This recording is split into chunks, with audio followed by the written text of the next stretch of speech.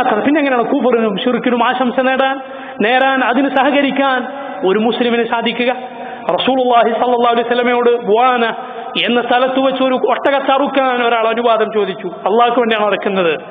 റസൂലുള്ളാഹി സ്വല്ലല്ലാഹു അലൈഹി വസല്ലം ചോദിക്കാണ്, അവിടെ മുൻപ് ആരാധിക്കപ്പെട്ടിരുന്ന വല്ല ബിംബങ്ങളും ഉണ്ടായിരുന്നോ? അദ്ദേഹം പറഞ്ഞു ഇല്ല.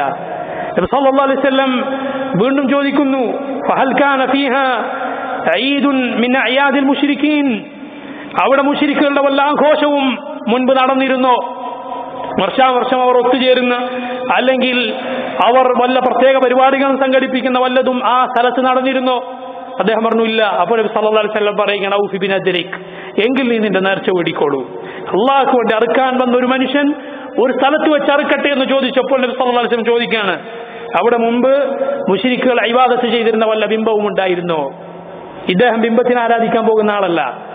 അവിടെ മുശ്രിക്കുകളുടെ വല്ല ആഘോഷവും ഉണ്ടായിരുന്നോ? ഇദ്ദേഹം അതിൽ പങ്കുചേരാൻ പോകുന്ന ആളല്ല. പക്ഷെ മുസ്ലിമിന് അത് പാടില്ല. കാരണം ഇത് അള്ളാഹുവിന്റെ ദീനാണ്.